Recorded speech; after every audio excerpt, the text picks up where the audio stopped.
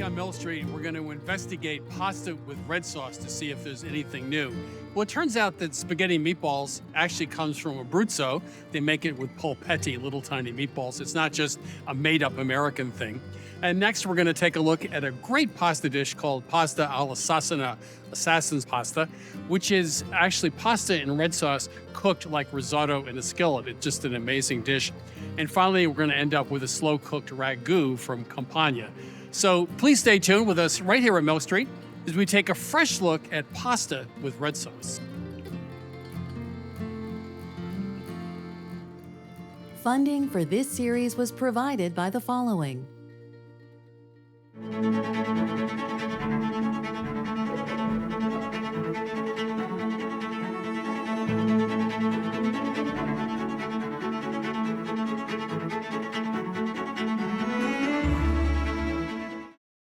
Real Italians don't eat spaghetti and meatballs, or so goes the mythology that most of us grew up with. Now, that's because in southern Italy, pasta is considered a first course, and large meatballs are considered a second course. Most culinary historians credit the marriage of spaghetti and meatballs to those southern Italian immigrants who came to the United States by the millions starting around the mid-1800s. The New World offered more abundant meat and money, making it easier for this pricey pairing. But that's not really where our story begins. And my first lesson, though, didn't come from a cook. It came from a woodworker.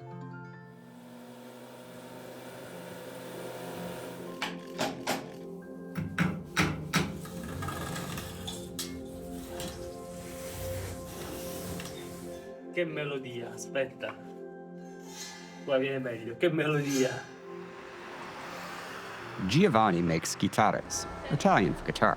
But this is not a musical instrument. Rather, it's a tool used to make a rough-hewn spaghetti-like pasta of the same name.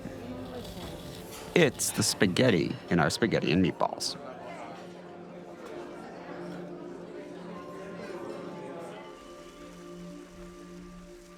Allora, questo piatto si tratta del pasta alla chitarra con pallottine, un piatto tipico della provincia di Teramo. Se noi prendiamo una petta grande, la dobbiamo spezzare nel piatto. Quando si prende la pasta, si deve poter prendere anche più di una pallottina, e per fare il boccone. Lo strumento chitarra è uno strumento proprio abruzzese. Anticamente, anche nelle doti delle spose, venivano portati, la sposa portava, poi lo spiegherà, portava questa chitarra che serviva per poter mandare avanti la famiglia, quindi era importante questo fatto di avere la chitarra in casa.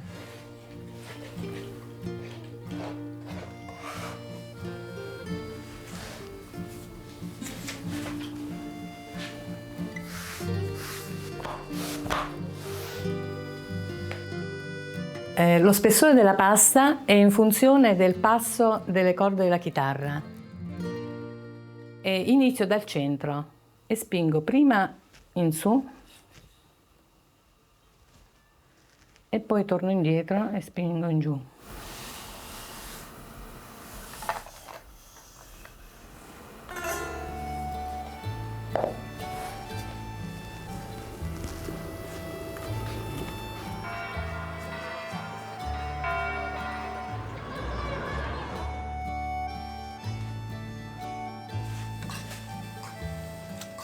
Gireremo per la precise, eccolo. Si raccomanda di non usare questo sistema a casa, se no il lavandino, addio, i fornelli. Come sono dei maccheroncini sottili che una volta venivano ricavati usando appunto questo attrezzo a corde.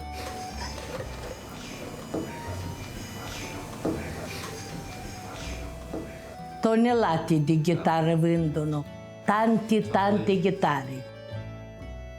Oddio, che sapore, un sapore buono, perché metti anche parmigiano sopra, bella precisa, è buonissima.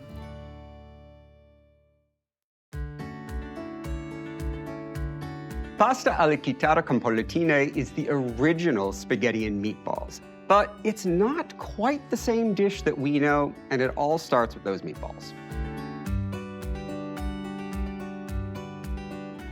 Now, the important thing to know about the meatballs that are paired with pasta in Abruzzo is that they are very small, and this has a whole bunch of benefits. One of them being that the recipe doesn't need a panade. Now, a panade is usually either bread or bread crumbs, and it does a couple of things. It retains moisture, and it acts as a binder to hold them together. But because Abruzzian meatballs are so small, they don't need that. To make our meatballs, we're going to whisk an egg, and we're going to add a pound of meat. Now, we like to use meatloaf mix. The thing I love about this recipe is the first time I tasted it, it like brought me back to childhood memories of spaghetti and meatballs. You go all over Italy looking for this mythical dish, and you think, well, is it going to disappoint me? And you quickly realize that this is where it came from, and we've held true to it here, just in a different sort of way.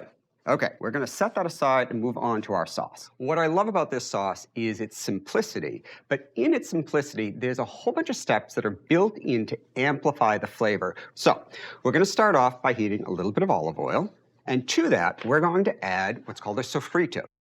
Now, as this gets going, we're gonna add the second flavor enhancer, and that is a little bit of tomato paste. And the way you're gonna know that you're doing it right is that it's gonna look like you're doing it wrong. I'm gonna add 1/3 cup of our meatball mixture right to the pot, and I'm gonna cook it just like I'm doing with the tomato paste. I'm gonna let it stick and brown to the bottom of the pot. What's great about adding just a little bit of that meatball mixture is it's kind of doing an instant ragu. All right, time to add our tomatoes, and I gotta tell you, you're gonna think I'm lying to you, but even in Italy, they use canned tomatoes because they are reliably good all year. So we like to use canned tomatoes just like Italian grandmothers do. We're gonna bring this to a simmer and let it cook for about half an hour. You know, the Sophrito really is such an important base for both this sauce and so many other Italian sauces that we decided to play around and see the best way of preparing a Sophrito.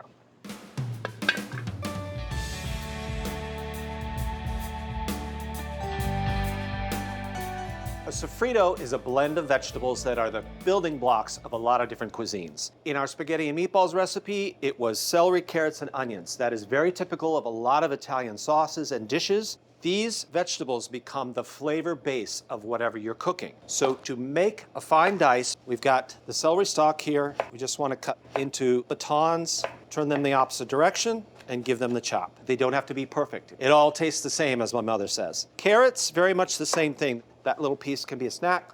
And then again, cut through, even with planks. You can stack them up and cut again into matchsticks. Turn sideways, just like the celery, and give it a quick chop. And then finally, onion. Give yourself a nice flat surface down on the board. I like to cut through the onion horizontally. Now, turn it the opposite direction. Take your knife and go straight down, but not all the way through the far end. And again, turn that sideways and give it a chop onion. So yes, making hand-chopped Sophrito can be a little tedious, but we thought, why don't we try to employ some of our modern kitchen appliances? We brought out the food processor to try some Sophrito. So all we really did was take the same amount of celery, carrots, onions, and then pulse it in the processor until it's roughly chopped to the same size. Yes, easier, 10 times faster.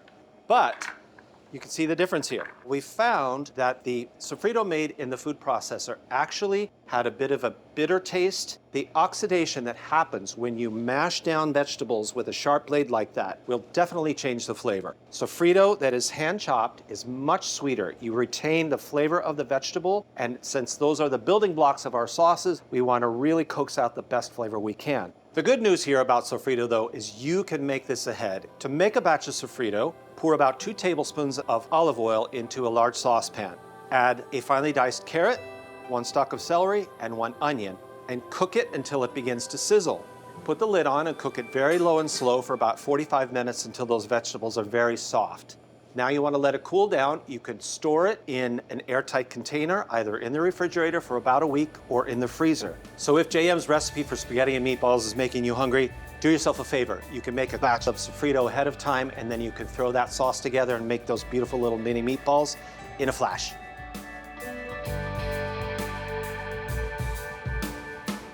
Time to make some meatballs. Now, meatballs in Abruzzo are usually no larger than about 1/2 inch or maybe 1/2 teaspoon. One cook I worked with told me that her mother was so skilled at making this dish that she could make hundreds of meatballs all about 1/4 of an inch big. She felt that was beyond her skills, and I definitely know it's beyond my skills.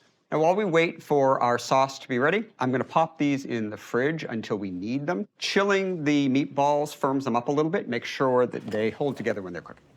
So after about 30 minutes, our sauce will be ready. It will be slightly reduced and nice and thick. So now we take our chilled meatballs and we add them, just dropping them into our sauce. Now, just as important as the size of the meatballs is the pasta that's used. Now, the name of the dish is chitarra. It means this funky little pasta making device. Chitarra also refers to the pasta that you make using the device. It squares off the edges of the pasta and it gives them a really rough edge. Now, that rough surface is going to do two things when we're cooking it. First of all, it's going to help the sauce cling to the pasta. And of course, we want as much sauce in our pasta as we can get. The other thing it's going to do is leach more of the starch from the flour into the sauce and into the cooking water. And as we know, the starch in pasta helps thicken the sauce, give it that kind of velvety texture that we want. So we are going to cook our pasta only just barely. We're not even taking it to al dente because we're going to finish cooking the pasta in the sauce itself. So we've undercooked our pasta, maybe 5 to 7 minutes total, which is well shy of al dente. Now, finishing the pasta in the sauce is really important because it's going to give the pasta the opportunity to absorb flavor instead of just water. It's going to absorb some of that tomato base, and that's going to be great. Oh, that is amazing. This smells like Italy on a plate. And that is the original spaghetti and meatballs. After 3 or 5 minutes, it's time to eat. Let's make sure we get a meatball in every bite. It just perfectly captures everything we love about this dish. Slightly different form, but all the flavors we know and love. It's rich, it's bright, it's bold, it's tomatoey, it's so good.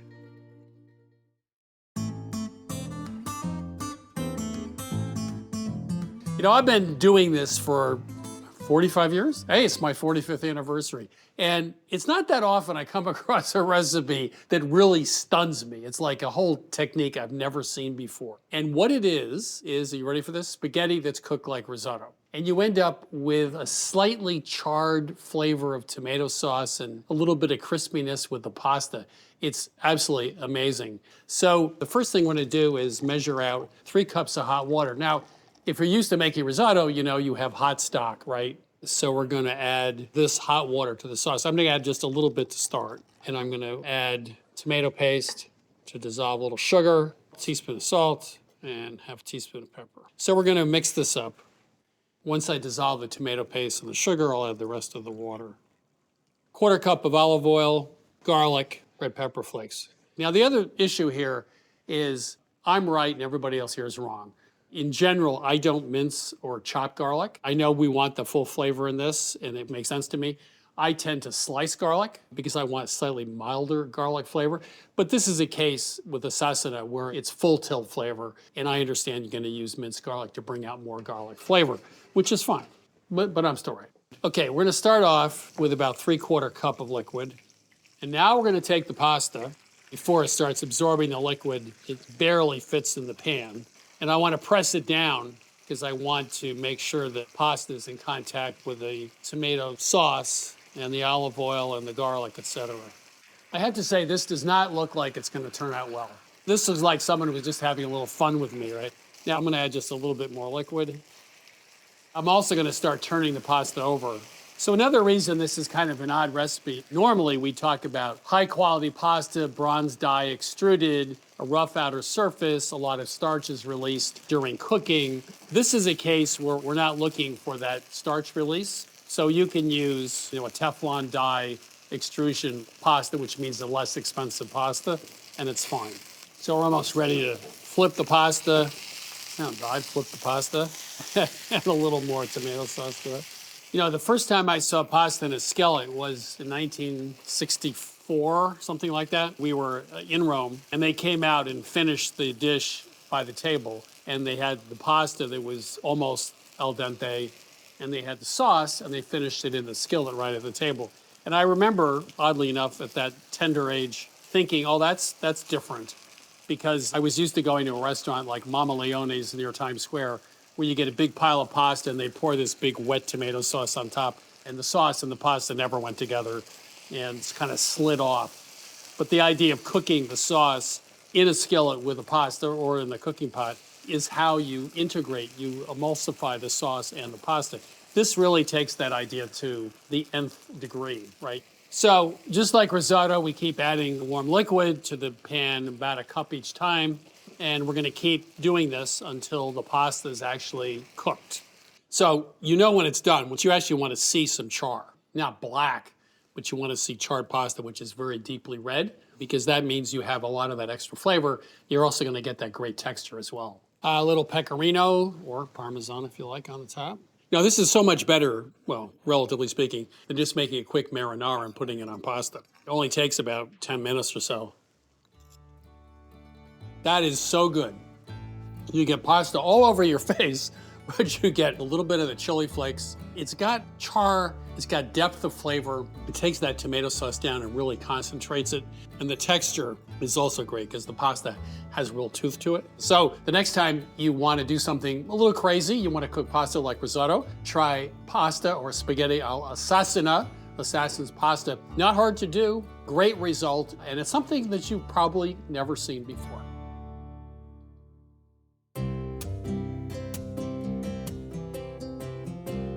In the Campania region of Italy, Chef Giuseppe Croce taught us how to make ragu celentano. This is a very old recipe. It was actually a mainstay of the farmers who worked the farmlands for the nobility. And they had two ingredients in abundance, tomatoes and the little bits of meat that they felt like were unfit for their bosses. So they would throw it all in a pot, let it cook all day and concentrate down, and that would be dinner. So let's get started. This is our version of that really concentrated sauce. First, we're gonna start with some olive oil. And then we have some onion, and we're gonna add some pancetta, which gives us a really nice smoky, porky flavor. And we're gonna cook this down until the onions just start to brown. That takes about 4 or 5 minutes. When we were developing this recipe, we were trying to figure out what meats we actually wanted to use in this. And we tried sausage, country pork ribs, we tried pork butt, sirloin tips, but really we ended up with the pancetta and short rib, which were the best combination, we thought, to give us that kind of deep, meaty flavor. So these onions are just starting to brown. It looks like they're ready. So I'm gonna add tomato paste, and I'm gonna brown that a little bit. Tomato paste, obviously it's concentrated tomato, but it really does give you that cooked down flavor when you use it in a sauce. Actually thickens it a little bit too, so it's a perfect thing for this. Normally we cook up to 6 hours. We're doing it in half the time. As you can see, it's starting to brown a little and stick to the bottom of the pot.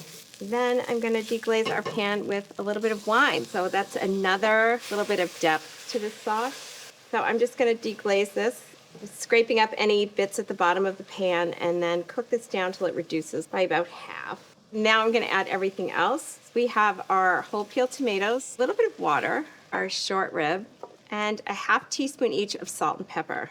And that's it. Then all I'm gonna do is bring this to a simmer. We're gonna cover it and put it in a 350-degree oven, and this will simmer slowly and cook really evenly for a couple of hours. It's a lot easier than cooking it on the stove. You kind of have to babysit that because sometimes it starts to boil too much and you have to turn it down and you have to pay more attention, but in the oven, it's perfect. So this has been in the oven for 2 hours. Take the lid off. Oh, it smells so good. So I'm gonna stir it around, and then I'm gonna put it back in the oven without the cover on. This is something that we do a lot. And what happens when you do that is it really reduces the sauce down even more, but also you get a little bit of browning on the meat. And it's a really nice way to kind of cook it down in a little bit of a shorter amount of time, but you get a lot of flavor when you do that. So I'm gonna put this back in the oven for half an hour. Okay, so you can see this is really reduced down. You can see some little charred bits on the meat. I'm gonna let this sit for a minute because we want some of the oil to rise to the top so we can skim some of that off if we want. And I'm gonna cook our pasta. For this dish, we really liked a short kind of stubby pasta. This is cavatelli, but you could use something like capellini or mezza rigatoni. So this is 4 quarts of water. I'm gonna add a tablespoon of salt and our pound of cavatelli. And we're gonna let that cook until it's al dente. So while that's cooking, short rib can be kind of fatty, which is what makes it so delicious. And you can take a minute and skim some of that fat off if you want. How much you take off is up to you. I do like to leave a little bit of it because there's a lot of flavor in that. And let's stir this around. So our pasta is done. I'm actually going to scoop it with, this is called a spider. It's a little easier than lifting up the whole pot, but if you want to drain it, you can do that as well. And then keep the pot on medium and stir it around until that sauce really coats all of our cavatelli. Those bits of short rib are going to break up a little bit. It's so tender. If you think it's a little bit dry, you can add a little bit of pasta water. And then the last thing we want to add is some nice fresh basil. Basil and tomato, a classic combination. And we're also going to add some grated Parmesan cheese. So this really is a perfect Sunday sauce that you don't have to spend a lot of time babysitting it because it's all done in the oven, but it is as rich as if you cooked it for 6 to 8 hours. So let's try it.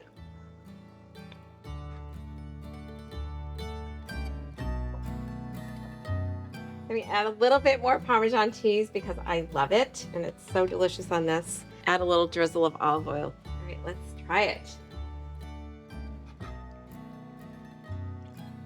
That meat is so tender, and the sauce and pork, all of it is just so delicious together. So this is our slow-cooked short rib ragu with pasta. I love this sauce. I have 3 adult sons, and this is something I make all the time, and I think you will too. You can get this and all the recipes from this season at milkstreettv.com.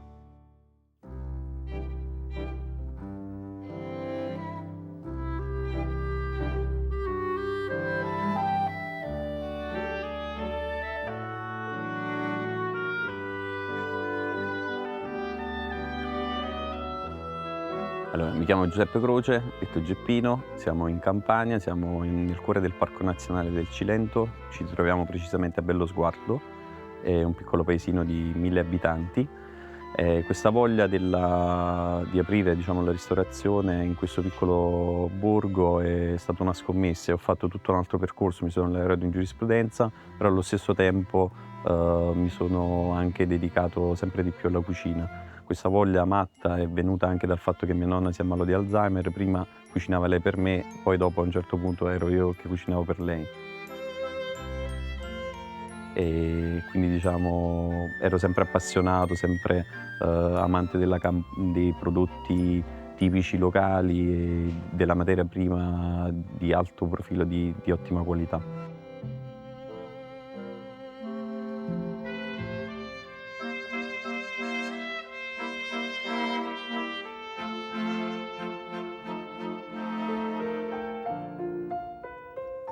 Noi abbiamo un'ottima produzione di olio extravergine, alcuni vitigni autoctoni come l'aglianico, delle materie prime eccellenti, sia come gusto come sapore. Qui è una cucina, ripeto, molto povera, antispreco, manteniamo la linea della dieta mediterranea, dal limone che io vado a raccogliere fra un secondo lì, che lo metto su un piccolo crostino, alle erbe spontanee, quindi c'è il contatto con la natura.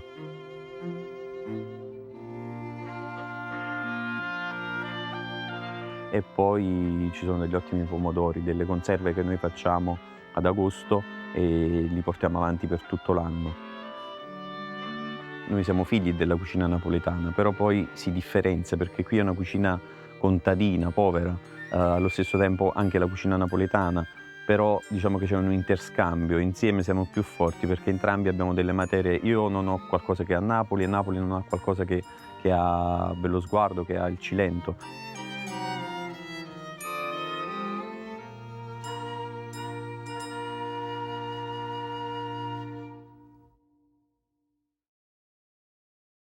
Recipes and episodes from this season of Milk Street are available at milkstreettv.com, along with shopping lists, printer-ready recipes, and step-by-step videos. Access our content anytime to change the way you cook.